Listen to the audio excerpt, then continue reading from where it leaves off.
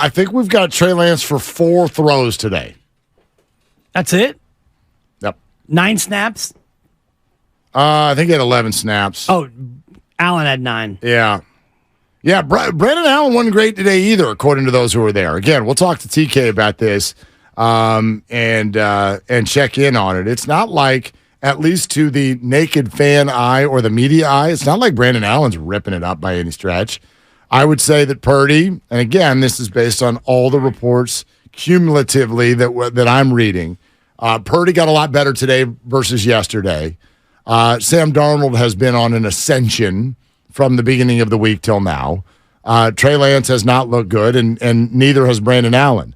But that begs the question as to why does Brandon Allen keep getting so many looks? It is my belief that the 49ers think that Brandon Allen is probably going to be their QB3. At least they're readying themselves for that if the right phone call comes in. Now they've got to go do for the rest of the month what it takes to get that phone call. And that means continuing to help all 4 quarterbacks look and sound their absolute best, and then hope that there's good performance in a preseason game. And then go from there. That's what it feels like to me, because the lack of prioritizing time and throws for Trey Lance this week is pretty alarming, don't you think? Yes, absolutely. And, I think that you look at this camp and we're 3 days in, no matter what quarterback you want to look at, their numbers, quote unquote, are going to look bad because this defense is nasty and the defense is going to be ahead of the offense. And certainly when you've got no real threat of guys going over the top, and most of the offense right now has been vanilla from Kyle Shanahan, the defense is able to cheat a little bit and close on routes and play a little bit better defense in 7-on-7 and 11-on-11 without any pass rush than you normally would. So I think all of the quarterbacks will look worse than what we normally would think. I also saw, I've seen a lot of opinions today that if Sam Darnold ends up winning this QB2 competition, which is definitely, that's already been confirmed that that's what this is. If Sam Darnold wins it, then the 49ers have essentially committed some sort of malpractice toward Trey Lance. Is that how people feel? Some people, yeah. I mean, to me, that's nonsense when you have a winning team. If you have a losing team and you want to make that argument, if you're coming off a 5-12 year and you've got the number 3 overall pick and you're going with Brock Purdy and you bring in Sam Darnold and Darnold's the 2 and Trey Lance is your 3 and he was the number 3 overall pick and you spent 3 first-round picks and a third-round pick to move up and get him, if you're a 5-12 team, yeah, it might be malpractice because you stink and you're not giving your highly drafted player a chance. But when you have a good team and you have a quarterback who went 7-1 as a starter and you have a team that is ready-made by all measurements to be a Super Bowl contender, that's not malpractice.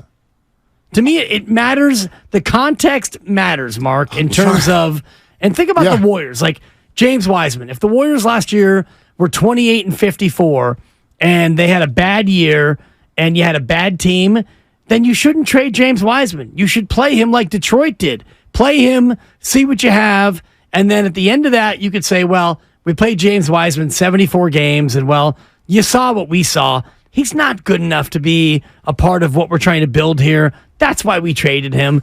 But when you're a winning team, you get a certain pass on all this stuff. It's so fascinating. I'm honestly trying to figure out the mathematical formula here. What's the mathematical formula? Usually when a player comes into the league, especially if they're drafted high, you'll hear people call him a bust.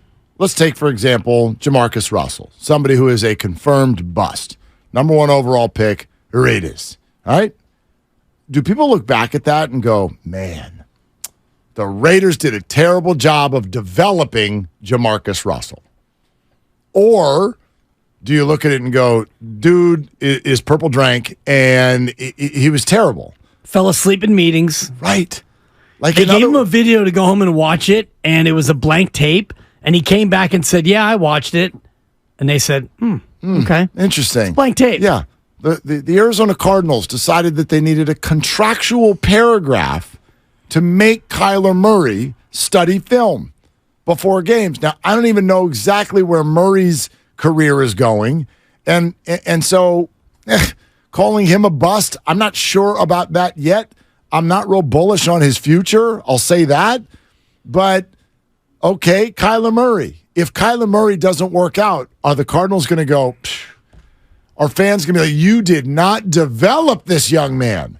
Or are they going to be like, dude, you're a terrible leader on the sideline. You didn't watch film, and you're just not that good. You get what I'm asking. Whose fault is it when a big-time pick goes awry? Now, you could obviously fault the team for the pick, but let's just talk about development, because it seems to be this threaded topic through everything we're dealing with in Bay Area sports right now. Last year, it was the Giants farm system. They don't know how to develop. Then Matos hit the ball for 2 weeks, and everyone's like, this is super exciting. Now, the Warriors. Oh, Steve Kerr hates young players, even though Jordan Poole was a young first-round draft pick at one point. Came up through the system, went to the G League, became a really good player, and now we know that story. But then I don't love the young people. Then there's Wiseman, and now we're doing it with Kuminga, and now we're doing it also with the 49ers, and it feels to me like if Trey Lance either ends up somewhere else or doesn't ever play great football, the fan base wants to say it's the 49ers' fault. Sure, the pick. I'm just talking about his ability. Sure. Is it the 49ers' fault if he doesn't play well, or is it Trey Lance's fault? It depends on what he does in his second spot. Okay. And this is what I've always thought about development, the idea of development. And Steve Kerr hates young players. That's one of the biggest misnomers, because Kevon was a young player and Jordan Poole was a young player and Kuminga's a young player and Moody played a lot of minutes in the playoffs this past year. So it all comes down to development. Is it on the player? Is it on the team? Obviously, it's a combination of the two.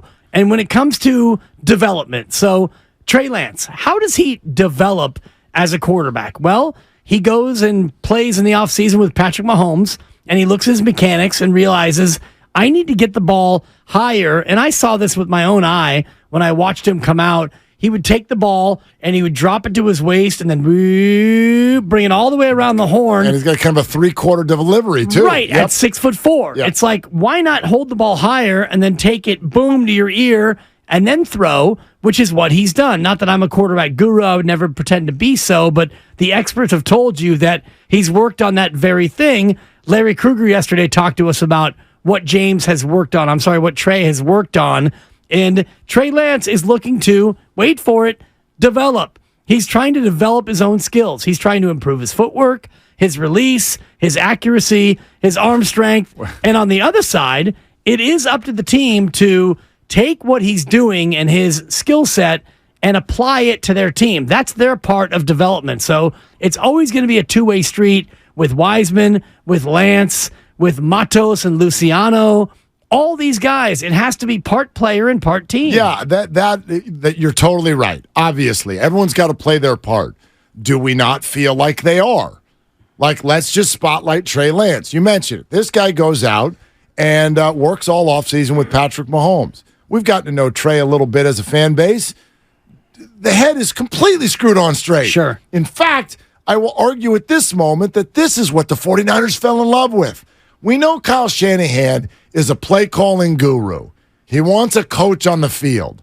He doesn't even necessarily need the most talented quarterback. He wants someone who thinks like him, who sees it like him, who will run his plays.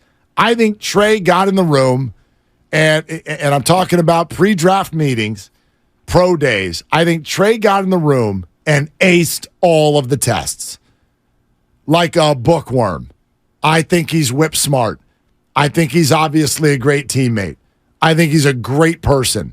He checked every single box to the point where the 49ers went, man, even if he's a little raw in North Dakota State, we can develop those physical things. This guy gets it and sees it. And I think they fell in love with that. And then they got him into camp, and they were wrong about the physical side. I think that Trey Lance is whip smart. But if you're throwing out routes at people's feet, year 3, what's an NFL team supposed to do with that? Right. What do you want them to do? You want him to jam development down his throat? I keep hearing this. He's got to get better. He's got to get right. If I'm the Niners by now, I'm kind of like, dude, you've got to get better. They have put their resources into him. They gave him the starting job last year, seemingly, potentially, almost against their will. And now here we are. And they've never liked where it was. So maybe I'm using the word fault wrong. It's nobody's fault, right? If they messed up the pick, they messed up the pick. But where Trey sits physically, it's not his fault. It's not the 49ers' fault.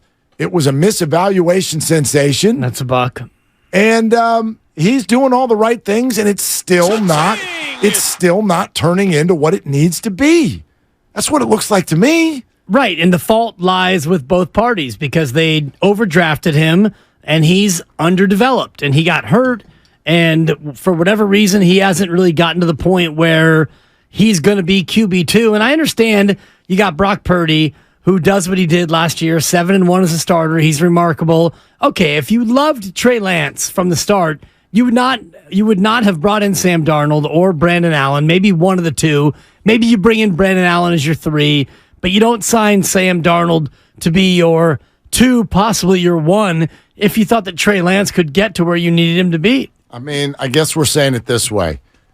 If you want to blame the Niners for the pick, blame the Niners for the pick. If you want to blame them for development, I would argue you're saying that there was no question that Trey Lance was going to be good. He was definitely going to be good, no matter what.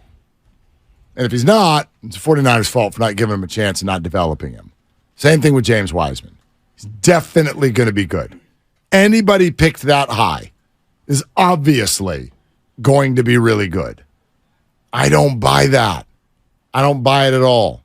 I'm here for the potential conversation that the 49ers really messed up a trade and really messed up a pick. I am not here for the conversation of the 49ers have committed malpractice. They have stunted Trey Lance's development. They have gotten in his way. They called the wrong plays for him. All of the things that people say. I think the Warriors and 49ers put all the resources they can into these guys. If they messed up the pick, they messed up the pick. But once the resources are put into the guy, they've got to be able to play.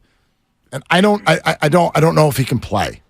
Yeah. I don't know if he can play. I think they know whether or not he can play or not. And what we've said all week and what we've said for a bunch of weeks is bringing in Sam Darnold and Brandon Allen, who's a lesser version of a backup quarterback. He's a QB3 probably. Bringing in those two guys tells me exactly what they think about Trey Lance in terms of, if he really is your QB2, you don't bring in another QB2, a guy who was also highly drafted, who wants to be a QB1 somewhere, and another guy who started 9 games in the league, who's been a QB2 last year in Cincinnati. So you brought 2 guys in, and you're so sold on Trey Lance that you had to bring in 2 other guys to be his insurance policy. I think that they know exactly what they know about Trey Lance, and they're going to try to build up his value between now and cut down day, which is a month from tomorrow, and then they'll make the decision from there. Yeah, it's weird to me that people think that stuff's not happening every day. They'll watch him a couple of Sundays. It's like you haven't developed him yet. No. They work with him every damn day. Every damn day. Kyle talking about FaceTiming this guy all summer long this year, talking to him about developing, even though he knew damn well he wasn't even his starting quarterback. In other words, if you ask me, the work has been put in. It doesn't mean it's automatically going to turn into a good player. It's not fair to flat out say if a high draft pick doesn't become a good player, well, then the organization didn't develop him. Maybe. Is there any room for he's just not good? He's just not good. I think the interesting comp in all this we're going to see this year with Jordan Love, because Jordan Love was drafted in the first round, and the first year he didn't play. In the second year, he barely played. In the third year, he got crumbs, and now in his fourth year, you're the guy. So did they develop Jordan Love, or did he develop on his own, or is this a gigantic miss for Green Bay? We're going to find out because Jordan Love has a fourth year this year, and the fifth-year option's been picked up. And if Jordan Love really is the dude, and he plays great this year, and he balls out and stays healthy, he's going to get a huge bag. And if he's not the guy, well, then what do we look at? Do we look at it was a bad pick, he didn't develop, or both? Lesser pick, obviously, much later in the first round. Yeah. And I think a part of that was Aaron Rodgers just finally became too big of a headache. The Packers and Aaron were just not on the same page anymore. But they used a first-round pick to draft this guy. And now he's been there 3 years. Right. So to the question of development, has he developed? Have they developed him? Whose fault is it? Who gets the credit? We're going to find out this year. Well, and a lot of those teams that are in that situation are going, look, when there's a major quarterback coming out of college football, they're like, look, just go with this guy. And if it doesn't work, we might end up with we might only win 4 games this year, and we might get Caleb Williams. Yeah. And they're okay with that. So this is one of those years. 888-957-9570. We will absolutely take your calls on any of this. If the Trey Lance era were to end without Trey starting any more games, how would you feel about that? Randy in San Lorenzo here with Willard and Dibs. Hey, Randy, what are you doing? Hey, thanks for taking my call. I'm actually leaving work. So, if you were the Niner brass, what QB would you have drafted besides Lance? And then, if you didn't want to draft a QB, what would you have drafted? And then lastly, I'm also hearing that the Vikings are having an interest in Trey Lance.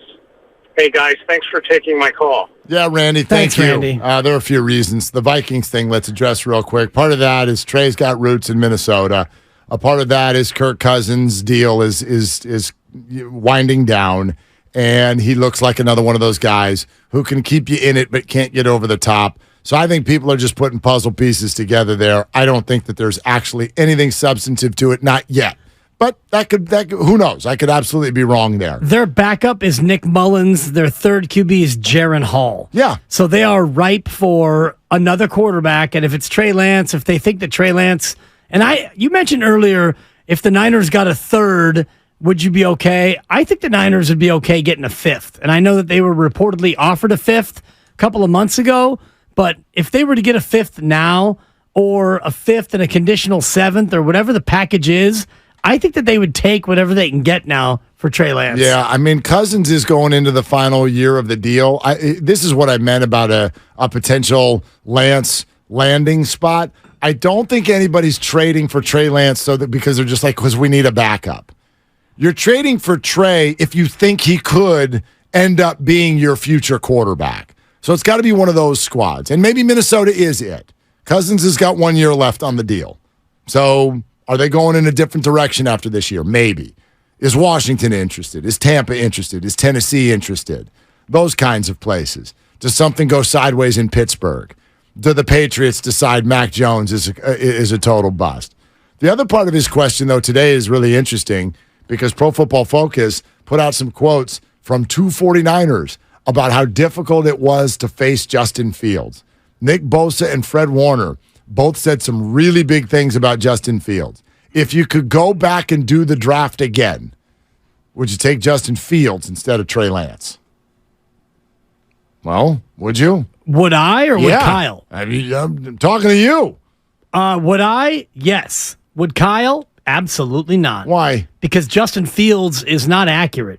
And the reason why Brock Purdy is the quarterback going into this year, more so than Trey Lance and Sam Darnold and Brandon Allen, is because Brock Purdy is accurate. Brock Purdy can get the ball and know where to go with it and deliver the ball. That's what Kyle wants in his quarterback. And you and I had this debate right when you started on the show about 2 years ago about what Kyle wants.